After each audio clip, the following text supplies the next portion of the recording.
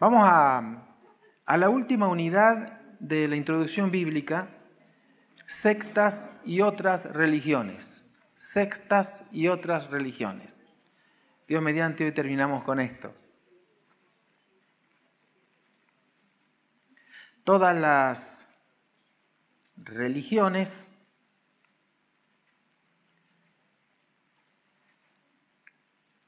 monoteístas, es decir, un solo Dios, tienen su origen en Abraham, por llamarlo de alguna manera, ¿no? En realidad, por supuesto, esto viene desde los albores de la humanidad, pero Abraham viene a ser el padre de todas esas religiones monoteístas. Judaísmo en primer lugar, digo en primer lugar porque es la primera religión monoteísta, cristianismo, de la cual formamos parte, y la religión islámica musulmana, que se deriva del judaísmo y del cristianismo, más otros agregados. Amén. Entonces, son las tres grandes religiones monoteístas. Dios es uno. Amén. Es una verdad que los cristianos compartimos y entendemos. El problema es que a veces no nos entienden los judíos y los islámicos porque ellos piensan que nosotros tenemos tres dioses, el Padre, el Hijo y el Espíritu Santo. No comprenden que es uno, pero se manifiesta en tres personas. Y así como nosotros somos espíritu, alma y cuerpo, el apóstol Pablo dijo que todo vuestro ser, espíritu, alma y cuerpo, sea guardado irreprensible para la venida del Señor Jesús. Espíritu, alma y cuerpo. La Biblia lo enseña en otras palabras, pero dice que somos un espíritu que tiene un alma y que vive dentro de un cuerpo. Voy a decirlo de nuevo, espíritu, alma y cuerpo. Si Él que nos hizo y nosotros estamos hechos a su semejanza, nos hizo espíritu, alma y cuerpo, la pregunta sería ¿por qué Él no puede ser Padre, Hijo, Espíritu Santo? ¿Amén? Lo que pasa es que si nosotros nos apartamos, el alma por un lado, ¿no es cierto?, el cuerpo por otro, se produce lo que es la muerte, pero Él es Dios. Entonces ahí hay una de las confusiones más grandes que a veces el judaísmo o el islamismo tiene para con los cristianos. Piensan que somos politeístas, no, somos monoteístas, Dios es uno. ¿Amén? Perfecto. Ahora cuando hablamos de sectas, básicamente, y acá en lo que vamos a ver, no vamos a hablar de todas las sectas que hay en el mundo porque son cientos. Y muchas de ellas tienen sus orígenes en religiones politeístas donde hay miles y millones de dioses, como en el hinduismo, por ejemplo, ¿no? Hay cosas que a nosotros nos causarían gracia, pero a ellos no. Yo conozco uno que estuvo en la India, apareció una lagartija, le quiso pegar con un diario y casi lo matan al pobre hombre porque le pegó la lagartija. Porque ellos creen, por ejemplo, en la reencarnación. Y si uno no ha sido muy bueno, puede estar reencarnado en una lagartija. Y a lo mejor le estaban pegando al abuelo, al tío o al primo. Claro, a nosotros nos causa gracia, pero a ellos no. Tienen tantos dioses. Y de ahí hay un montón de sectas. Pero vamos a enfocarnos un poco a las sectas que tienen su origen en la verdad, que es la palabra del Señor. La mayoría de las sectas, y estoy hablando de sectas que se derivan del cristianismo, andan con la Biblia bajo el brazo. Entonces, de una verdad puede terminar una gran confusión. ¿Por qué?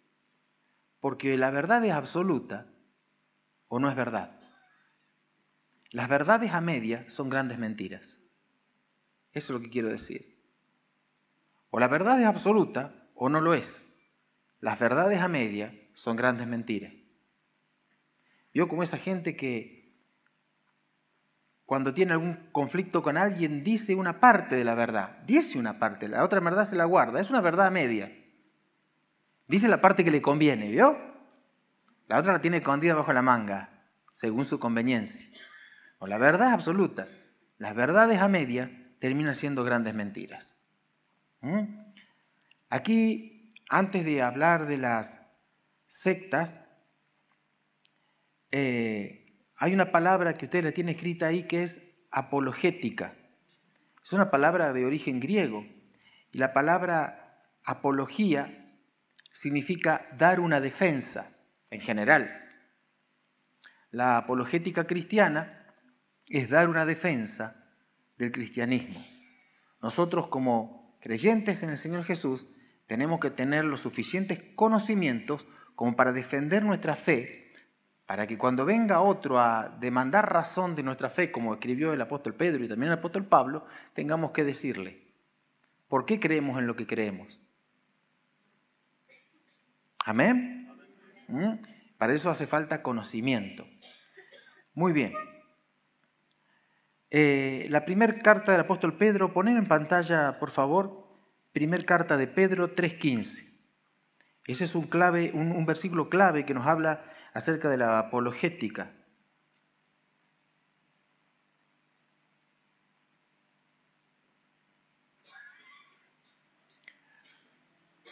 Dice, sino santificad a Dios el Señor en vuestros corazones y estad siempre preparados para presentar defensa. ¿Ve? Tenemos que estar preparados para presentar defensa. ¿Cómo?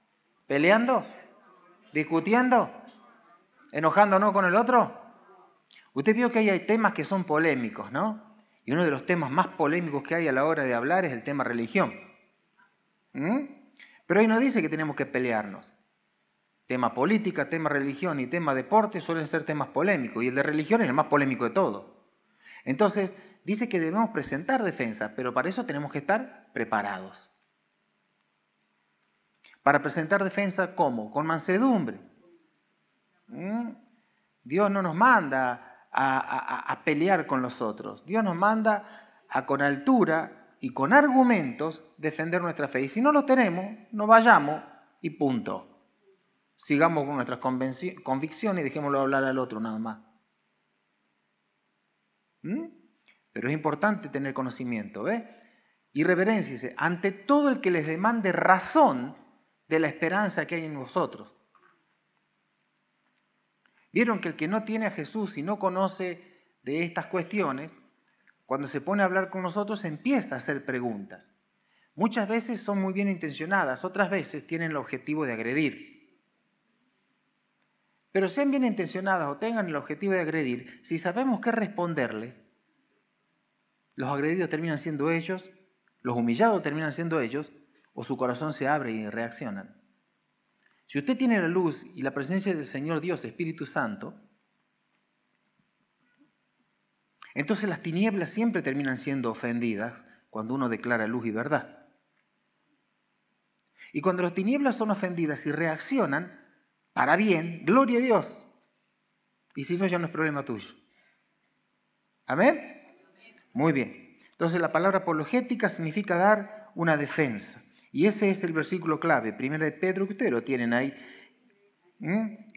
Primera carta de Pedro 3:15. Muy bien, vamos a ver ahora las características de una secta. Y aquí tenemos un total de, creo que son 8 características, sí. Una de las características es que son fundadas por hombres que proclaman una nueva verdad, una nueva revelación. Tenga usted cuidado con aquellas personas que permanentemente dicen, Dios me reveló, Dios me reveló, Dios me reveló. La revelación ya está acá. Isaías, vamos a aclarar un poco esto, porque Dios te puede revelar a vos, pero seguramente a otro ya se lo reveló. ¿Qué quiero decir con esto? Dios puede revelarte algo que ya está aquí escrito y a vos se te hizo la luz hoy, pero no significa que otro no lo sepa de hace 500 años atrás. A vos se te hizo la luz, gloria a Dios por eso. Pero si no está acá, entonces esa revelación no viene del cielo. A ver, pon en pantalla Isaías 8:20, si mal no recuerdo. No lo tienen escrito a ese versículo. Anótenlo ahí. Isaías 8:20, a ver si es ese. Dice así, a la ley y al testimonio. Si no dicen conforme a esto, es porque no les ha amanecido. Todo el que tiene una revelación de Dios, si no está conforme a lo que está escrito acá, es porque todavía está en tinieblas, no le ha amanecido. Porque esta es la palabra profética más segura. ¿Amén? ¿Sabe cómo se cura el misticismo? Confrontando con la verdad. Entonces, cuidado cuando el Dios me reveló. Si lo que te reveló está escrito acá, gloria a Dios, amén. A mí me revela cosas que están escritas acá, pero no me viene con nuevas revelaciones sobrenaturales, porque eso hace que las personas se aparten de la verdad y vienen con esa nueva verdad.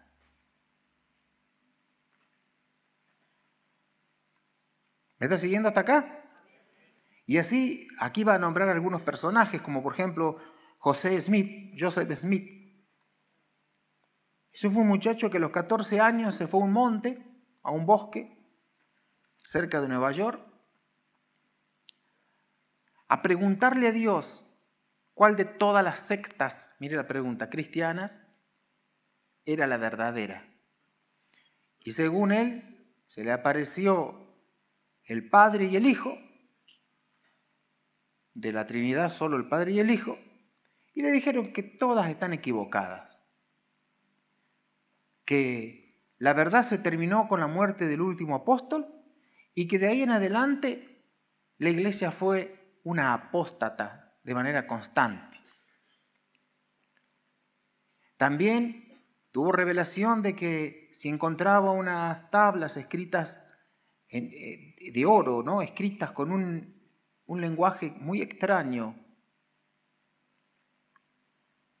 un jeroglífico que es la escritura egipcia, pero diferente al que conocen todos los egiptólogos, uno que no existe, digamos, ¿no? Y entonces tuvo la sabiduría para traducirlo y de ahí terminó saliendo el libro del Mormón. Porque la nueva revelación en un lugar tiene que estar registrada. Una de las cosas que nos diferencia de prácticamente el resto a nosotros es que para nosotros esto es, de la A a la Z, nuestra norma de vida. Dentro de la Biblia todo, fuera de la Biblia nada. ¿Amén? Pero muchos otros pueden que tengan la Biblia, pero además de la Biblia tienen sus interpretaciones, sus nuevas revelaciones. Entonces, como este libro algunos no lo entienden por sí mismos, van al manual que escribió alguien que se le iluminó la cabeza, según ellos, donde te la van a explicar, pero te la explican según ellos quieren. Y en algunos casos la tienen hasta modificada, como los testigos de Jehová. Algunas determinadas palabritas han cambiado y han modificado para darles el sentido que ellos quieren darle.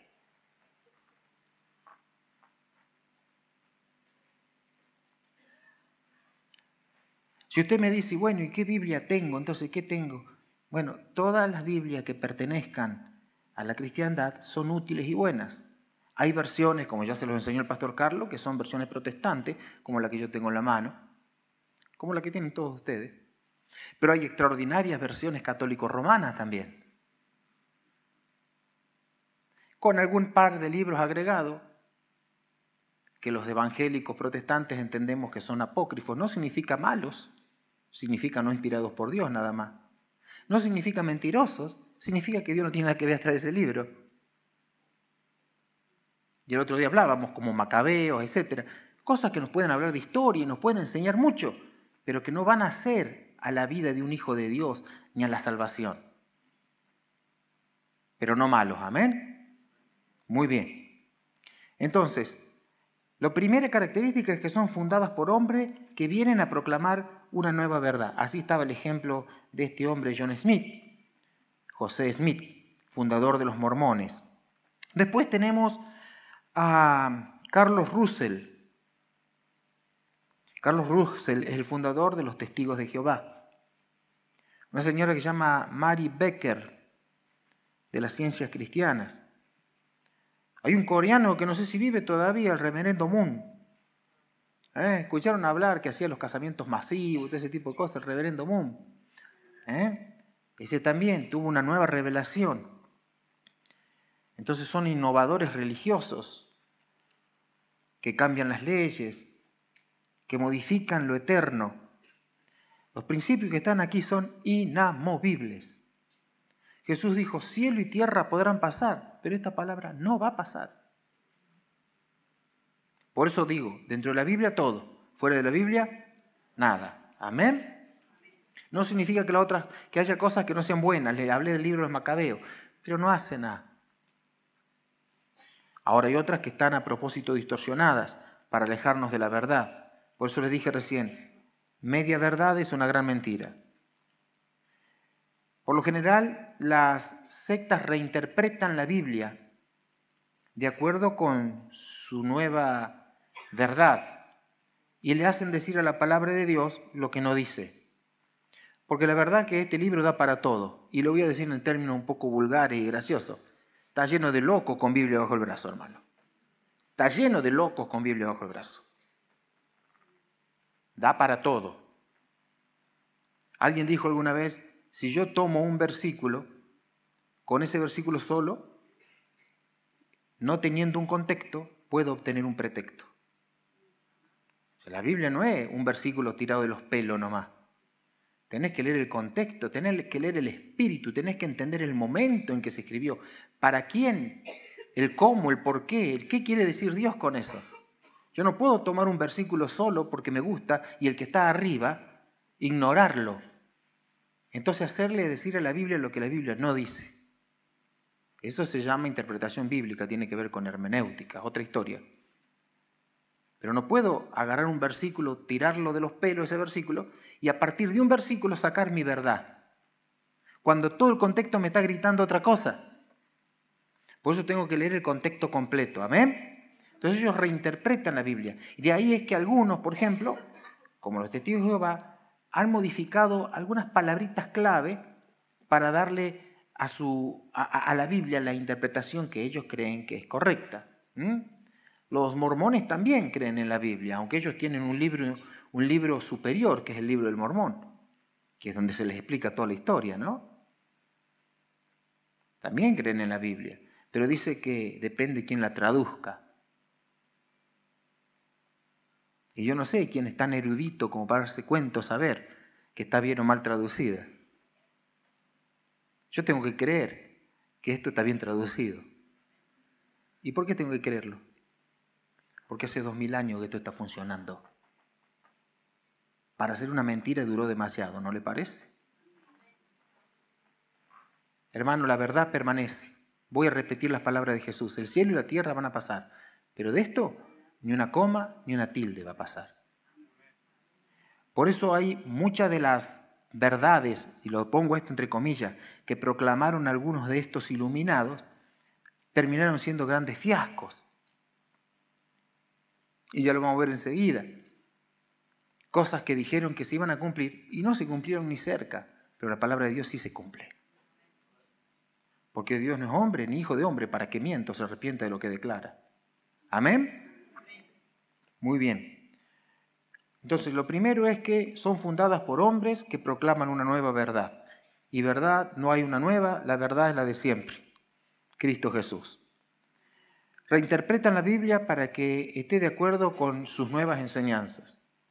Tercero, ponen demasiado énfasis en algunas doctrinas bíblicas y pasan por alto o rechazan otras.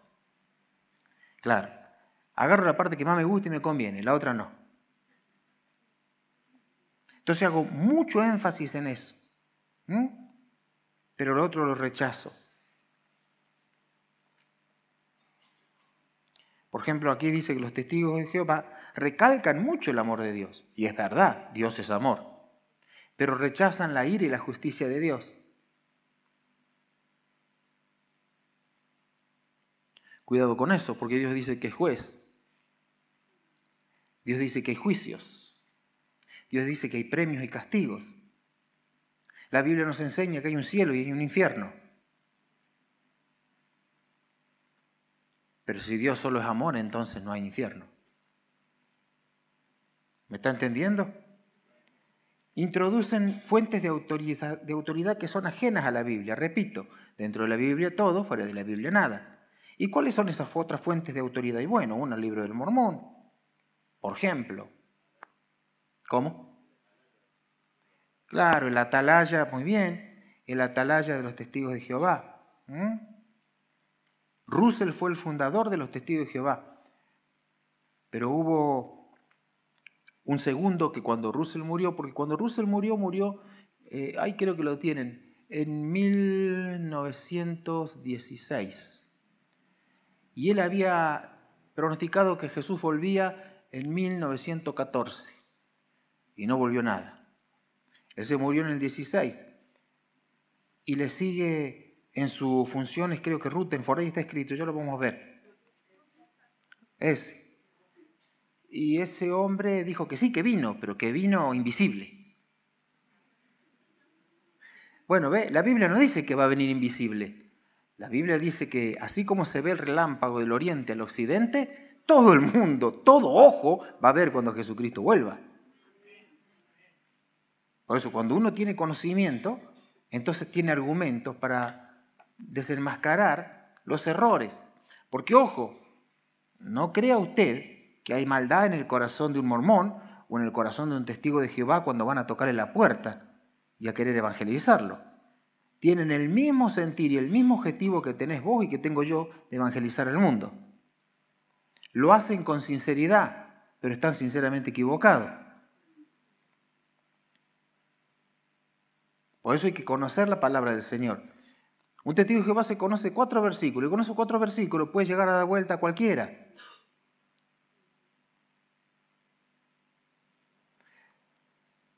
Un día me fueron a tocar el timbre los testigos de Jehová.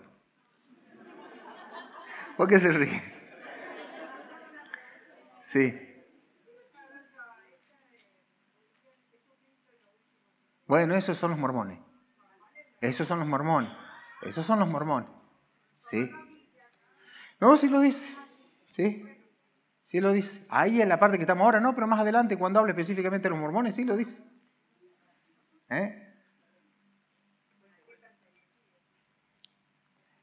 ¿Qué quiere que cuente? ¿Lo de los testigos de Jehová cuando fueron a tocar en el timbre? Ay, esa parte quieren, en vez de que sigamos con esto. Miren, se nos va la hora, ¿Sabe por dónde van a hacer agua siempre ellos? Cuando usted le toca el Espíritu Santo. Bueno, yo los hacía entrar, cuando tenía ganas, los hacía entrar, los hacía sentar en el living de mi casa. Hablaba, yo lo dejaba hablar. Le daba un rato que pasten tranquilo y después sácate. No fueron más, nunca me tocaron el timbre. Pero ¿saben desde cuándo lo tocaron el timbre? Porque iban siempre, ¿no? Y ellos te van a salir por el lado del Apocalipsis, las revelaciones. Que está bien, el término revelación y Apocalipsis son sinónimos. Apocalipsis es la palabra griega, para la palabra castellana revelación. Y un día le digo a uno que era, se ve que era, no sé quién era, pero era uno de los pastores de ellos o alguien así. Mire, le digo, con el tema del Apocalipsis, yo tengo como 20 libros ahí, le digo. Y es cierto, un montón de libros de Apocalipsis. Y todos dicen una cosa distinta, le digo. Así que tengo mi propia versión, le dije. Cuando dije eso, me miro y se ve que usted ha leído mucho. Algo le dije. Bueno, otro día seguimos hablando. Bueno, y se fue. Pero ese no es el... Siguieron viniendo. Hasta que un día vinieron 2 chicas, jovencitas. Tocaron el timbre y digo, hola, hola.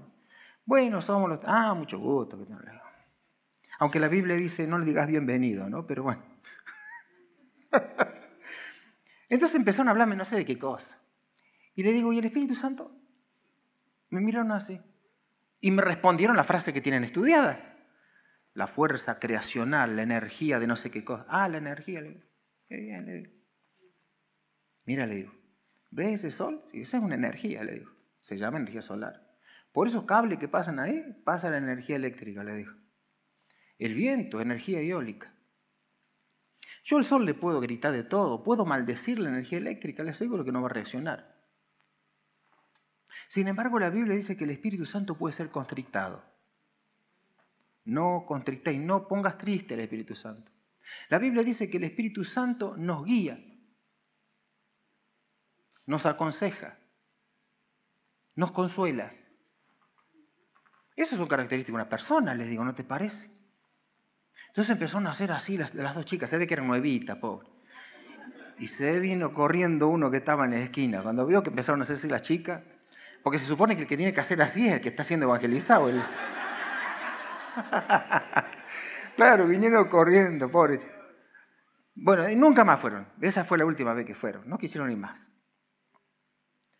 Hay temas que hacen agua y uno de esos es el Señor Dios Espíritu Santo. Y nosotros tenemos mucho para hablar de eso y conocemos bastante. Amén. Ahí ustedes en el libro tienen un montón de argumentos muy lindos.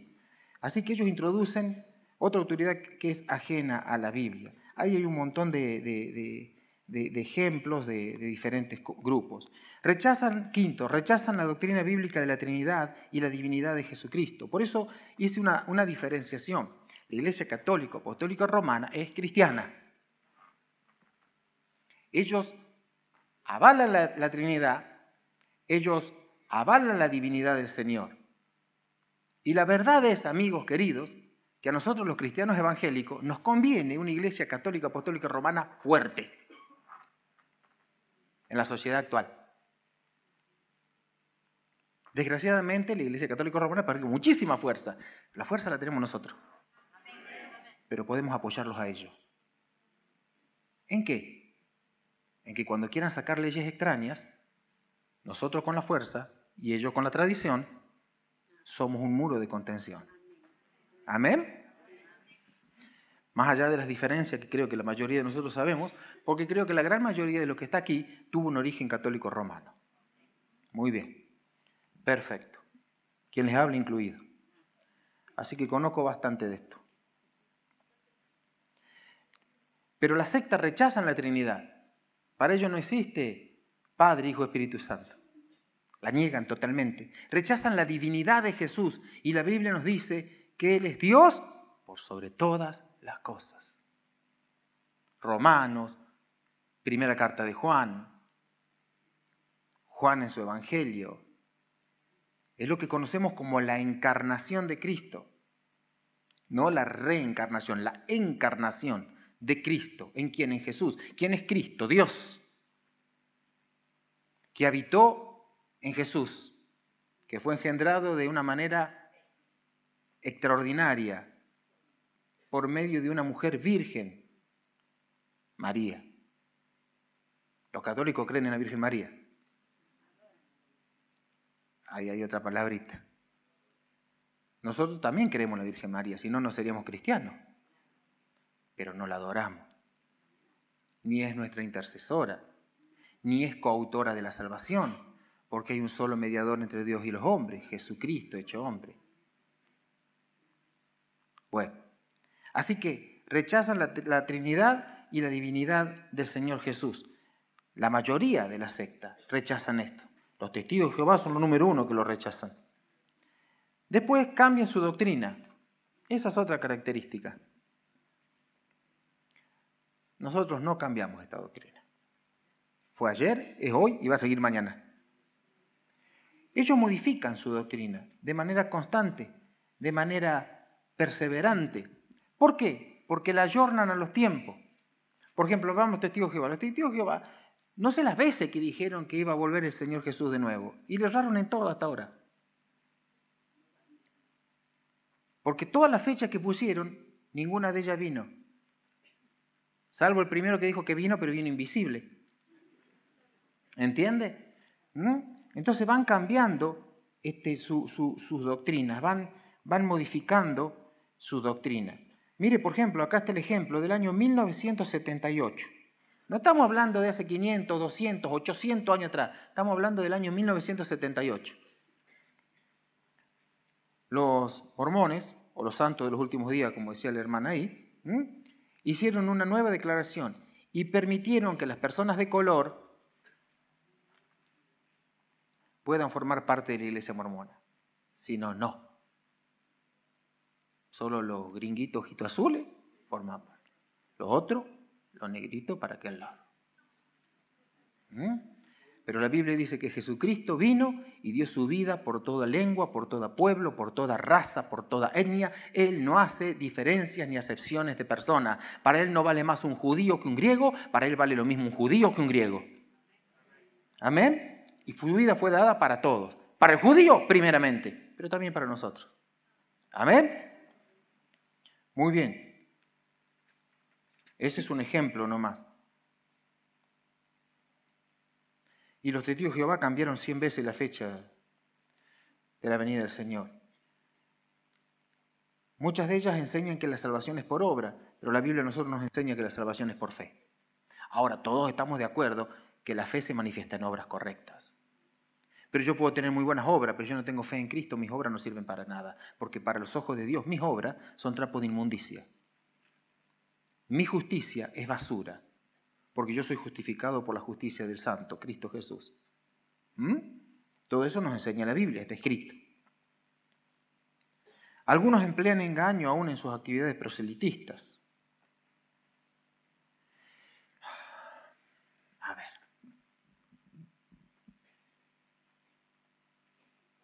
¿Engaño en qué sentido? Engaño en que te venden un producto y después te vacunan por atrás con el precio. Son como vendedores de auto. Primero te dicen los beneficios del auto y después te ponen en lo que vale el auto. Una vez que vos estás contento con los beneficios, vos lo primero que sabés, querés saber cuánto vale, ¿no es cierto? Pero no te lo dicen, te dicen, vení, mirá, tocá acá, apretá por allá. Después cuando entraste, ahí te empiezan a... Lo primero que te dicen es el precio del auto, pero después no te dicen todas las otras cosas. Cuando al final firmaste, te dicen, bueno, pero ¿sabes que falta el patentamiento? ¿Sabes que falta? Falta el traslado. ¿Sabes que falta los impuestos? No sé qué. ¿Sabes que falta la comisión mía? ¿No? La cometa de no sé quién. ¿Vieron que es así? Al final vos creías que te habían dicho 10 pesos y termina siendo 20. Bueno, Jesucristo nunca engañó a nadie. Jesucristo dijo lo siguiente: todo aquel que quiera venir en pos de mí, niéguese a sí mismo, cada día tome su cruz y sígame. Él nos dijo, vengan, que acá se van a llenar de plata conmigo. Vengan que se les solucionan mágicamente todos los problemas. No, dijo, en el mundo tendréis aflicción, pero confía porque yo he vencido al mundo. ¿Entienden? En ese sentido, que a veces para tratar de ganarle el corazón, igual guarda que nosotros podemos caer en el mismo error, que para tratar de ganar el corazón a alguien vamos a ofrecer beneficio nomás. Claro que hay beneficio, pero los beneficios son consecuencia de. Y el beneficio más grande que tenemos no está en esta tierra. El beneficio más grande que un hijo y una hija de Dios está en la eternidad, la vida eterna. Pero alguna gente vive a este nivel nomás. Y cuidado con nosotros, porque a veces hay un evangelio tan aguado que es una sopa con 4 fideos flotando nomás. Y entonces muchos se deprimen y no entienden por qué Dios a ellos no lo bendice. Es porque compraron un evangelio equivocado. Claro que hay beneficio, y más de lo que vos y yo nos imaginamos. No solo para la eternidad, también para acá. Pero también hay responsabilidades y también hay costos. ¿Amén? Muy bien. El punto B dice las sectas más conocidas. Y ahí habla de los mormones que algo nombramos. Mire, esta gente aparece por allí por el año 1830. 3 grandes organizaciones las contienen. Una es la Iglesia de Jesucristo de los Santos de los Últimos Días, como bien decía la hermana. La sede está en Salt Lake City. ¿Cómo lo pronuncia? ahí? Si va para Jamaica ahí. Se ríen porque hay una canción folclórica que dice eso, ¿no? Sé que está mal pronunciado, hermano, porque en inglés no tengo idea. Pero algo parecido a eso, ¿no? Bueno, esa es la capital del estado de Utah. Se ríe. Y el estado de Utah en los Estados Unidos es mayoritariamente mormón.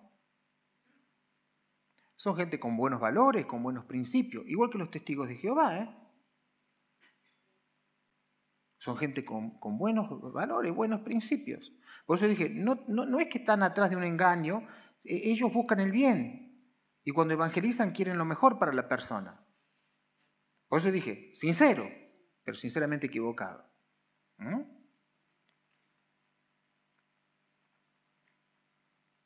Es fuerte lo que voy a decir. Pero los mejores empleados pueden llegar a ser testigos de Jehová, mormones, gente que están a ver el frente. porque tienen un alto respeto hacia el prójimo. Lo dejo acá, me estoy metiendo en algo que no tengo. Volvamos. Bueno, Smith fue el fundador, como yo le dije. Este hombre con 14 años, ahí lo tiene escrito, en 1820 se fue a ese bosque, ahí comienza a recibir las nuevas revelaciones. En fin, con el tiempo sale el libro del Mormón como resultado de una traducción de esas tablas de oro que le dijeron que estaban escondidas en no sé qué montaña cerca de una localidad pequeña en aquellos años, hoy una gran ciudad, la ciudad de Manchester, no en Inglaterra sino en los Estados Unidos, Manchester en Estados Unidos, y entonces abajo una piedra la levantó, oh sorpresa, ahí estaba escritas esas cosas en un jeroglífico medio raro que según los egiptólogos no existe, pero él decía que sí. Entonces tuvo la iluminación porque encontró dos piedras, el Urim y el Tumim, ¿ves cómo está todo mezclado, ¿no es cierto? El Urim y el Tumim están acá en la Biblia, encontró dos piedras, él se la puso como lente y a través de esas dos piedras tradujo los jeroglíficos raros eso al idioma inglés. Y hoy está traducido a muchos idiomas, el libro del Mormón.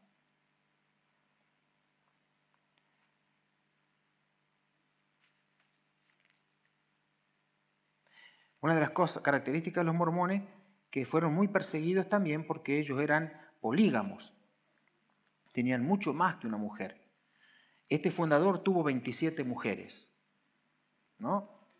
Pero el objetivo, ¿cuál era? El objetivo era traer muchos hijos al mundo. ¿Por qué? Porque ellos dicen que el alma del hombre es preexistente, por ejemplo, que ya existe en la eternidad. Y que anda buscando un cuerpo el alma, necesita un cuerpo. Eso dicen ellos, ¿está bien? La Biblia dice otra cosa. La Biblia dice que Dios formó al hombre del polvo de la tierra, sopló aliento en él y el hombre fue un alma viviente. En el momento que la vida de Dios, el Zoe con Z, la vida de Dios, la vida divina, impactó en ese cuerpo inerte, muerto, hecho de todos los elementos químicos que tiene un cuerpo, comienza a desarrollarse el alma. ¿Amén? Eso enseña la Biblia. Del momento de la gestación, así como comienza a formarse el cuerpito en el útero, también comienza a desarrollarse el alma de ese bebé. Por eso el bebé siente también todas las cosas. ¿Amén? Muy bien. Pero esta gente piensa que el alma es preexistente y que necesita un cuerpito para meterse. Por eso había que hacer muchos niños. Para eso había que tener muchas mujeres. Razonamiento estaba bien.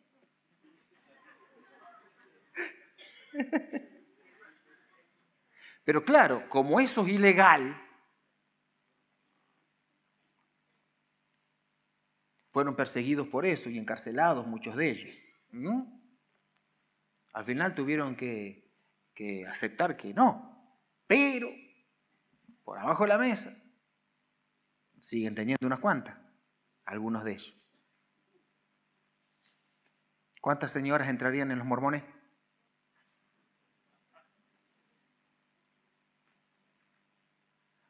Es difícil para un occidental vivir esa vida, ¿no? Compartí marido con 2, 3, 4, 5, 10, 27. Por Dios. Muy bien. Y ahí hay varias doctrinas, unas acerca de Dios, acerca de Jesucristo, acerca del hombre. Estúdienlo, léanlo después. Vamos a avanzar un poquitito más, hermanos, porque faltan 10 minutos nomás. De la salvación, la escatología que tiene que ver con los eventos futuros. Lo segundo, los testigos de Jehová. Ya dijimos que Carlos Russell fue el fundador y le siguió Rutherford. Así nacieron los testigos de Jehová. En realidad fue Rutherford el que le puso testigos de Jehová, porque antes se llamaban los russellistas en un principio. Los testigos de Jehová, si vos le preguntás, ellos dicen que tienen sus orígenes en Abel, el hermano de Caín. Allí. Pero la verdad que esta gente andaba por el 1870, por ahí, 1880, fundando esta secta. Esta gente niega absolutamente la divinidad de Jesucristo. Los mormones dicen que Jesucristo es el Hijo de Dios. Medio estrambólico la forma en que lo dicen, porque ellos dicen que Dios es de materia como nosotros. La Biblia dice que Dios es espíritu. ¿Está bien? Pero que Dios Padre es materia como nosotros. Y que tuvo relaciones con una diosa. de materia como nosotros, y de ahí nació Cristo. ¿No? Por eso hijo de Dios, pero bueno, hay muchos dioses en ese sentido, y cada uno de nosotros puede llegar a serlo. Ellos piensan así. Bueno, la Biblia dice otra cosa, ¿no? Creo que todos conocemos cómo es la concepción de nuestro Señor Jesucristo. La Biblia no dice que haya muchos hijos de Dios en ese sentido. Dice que hay uno solo, por eso le llama el unigénito. Todos nosotros somos hijos de Dios, sí, pero por adopción. Cada uno de nosotros hemos recibido el espíritu de adopción por el cual clamamos, Abba, Padre. A ver, todos los adoptados levanten la mano. Sin excepción todos. Unigénito del Padre uno, Jesucristo. Y por la fe en Él, nosotros también hemos sido hijos de Dios. Ahora, tenemos los mismos derechos que el unigénito, ¿no es cierto? No somos menos hijos porque hemos sido adoptados por el Padre. ¿Comprende esto? Bueno, muy bien, ya lo irán a ver no sé cuándo eso, y no sé dónde. Entonces, ese tal vez es el conflicto más grande que tienen. Ellos entienden que Dios es uno solo, y está bien, Dios es uno solo, para ellos solo Jehová, punto. El Espíritu Santo es la fuerza, la energía de no sé qué, la fuerza creadora. Jesús es un hombre perfecto. Eso dicen ellos, un hombre perfecto. Pero para nosotros Jesús es mucho más que un hombre perfecto, es Dios. Por eso hay un solo mediador entre Dios y los hombres. El que fue hombre, y el que fue Dios, y es Dios. Jesucristo hecho hombre. Jesús el hombre, Cristo Dios. De allí el error de la Iglesia Católica Romana, María, Madre de Dios. Dios no tiene madre, si Dios estaba antes que María. Ni madre ni padre, porque es eterno, ¿entiende? Ese es Cristo. De allí que dice la Biblia, un niño nos es nacido. Isaías 6:9 o 9:6. Siempre me doy vuelta los versículos. Isaías 9:6 es, gracias. A ver, pon Isaías 9:6. Porque un niño nos es nacido, hijo nos es dado. El principado, ¿ve? ¿Quién nace? Un niño. ¿Quién es dado? Un hijo. El Hijo de Dios fue dado. Ese es Cristo, es eterno. El que nació fue el niño. El niño se llamó Jesús. ¿Amén? Por eso Él es todo hombre y todo Dios al mismo tiempo. ¿Cómo le hace? No sé, pero sí es. Bueno, ¿no ve? Además el nombre que tiene es el nombre de Dios, admirable, consejero, Dios fuerte, Padre eterno, príncipe de paz. Bueno, entonces los testigos de Jehová son bastante conocidos por nosotros. Sí tienen tanto los testigos de Jehová como los mormones dos cualidades dignas de ser imitadas. Son muy evangelistas. ¿Sabe qué pasa? Que ellos entienden que la salvación es por obras y no por fe nada más. Entonces ellos tienen que vender el atalaya, ellos tienen que ir a tocar el timbre. La iglesia mormona debe ser una de las que más misioneros en el mundo tiene.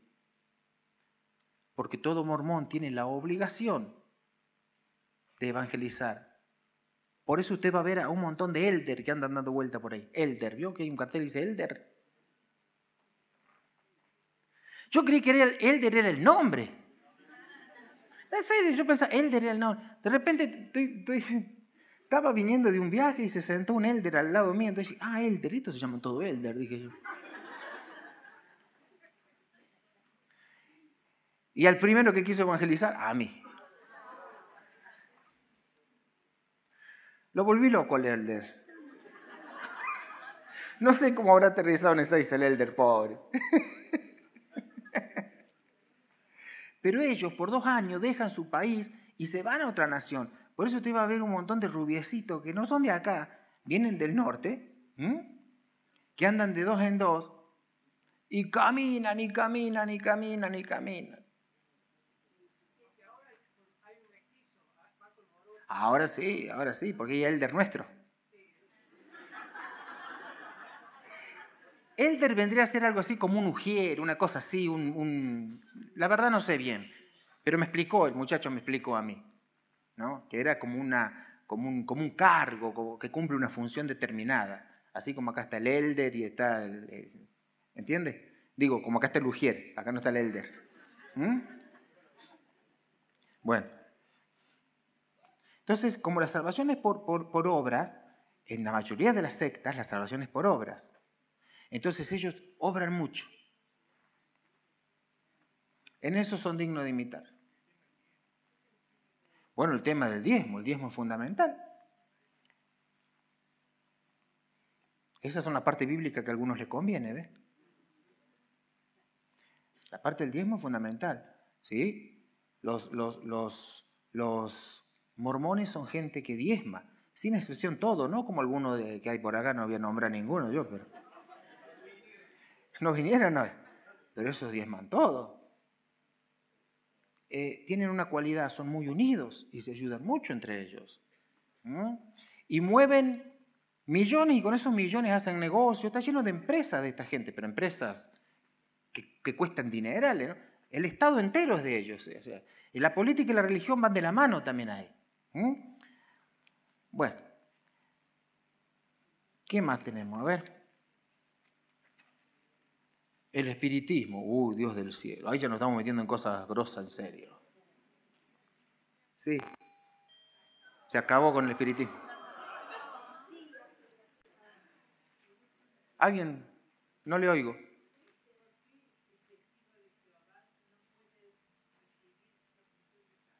Bueno, el testigo de Jehová no puede recibir transfusión de sangre porque hay un versículo en la Biblia que dice que la vida del cuerpo en la sangre está.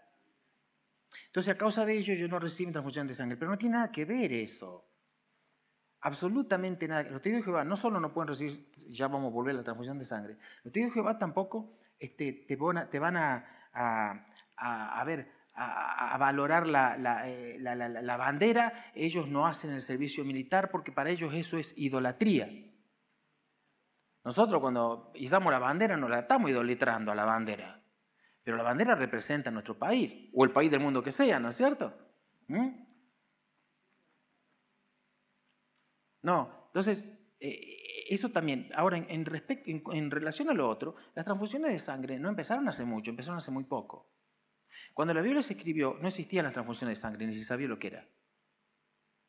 Cuando ese versículo está escrito, lo estaba hablando de otra cosa, está hablando está en Levítico, y Levítico habla mucho de la sangre, porque a través de la sangre está la remisión de los pecados. La Biblia nos enseña que sin derramamiento de sangre no hay perdón de pecado. Pero no tiene nada que ver con la transfusión. Por eso más de uno ha partido de la eternidad a causa de eso.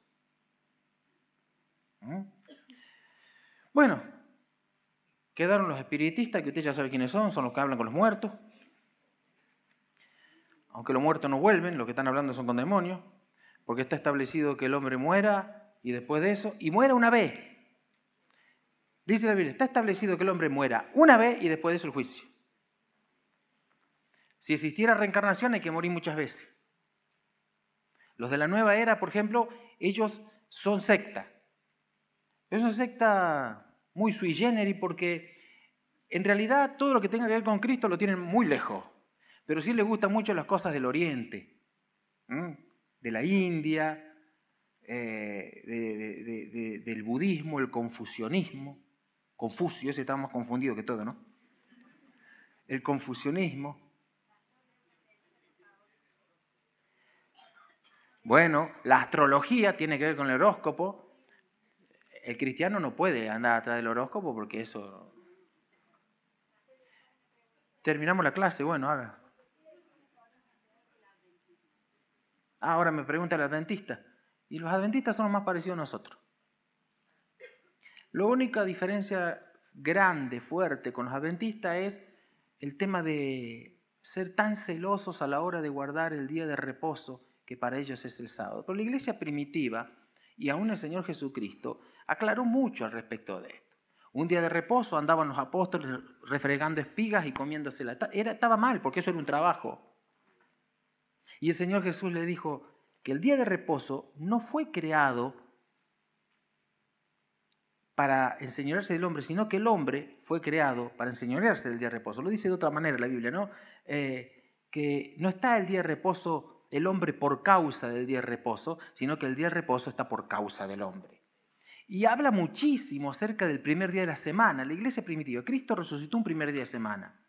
El apóstol Pablo nos enseña y nos dice que para cada primer día de semana, cuando se reúnen, cada uno haya juntado para llevar la ofrenda. Por ejemplo, la cena del Señor se hacía en las casas los primeros días de semana, es decir, el domingo. Ahora, no es tanto la importancia de si es lunes, sábado, viernes, jueves, domingo. La importancia es que hay un día que hay que apartar para el Señor. Amén. Termino la clase.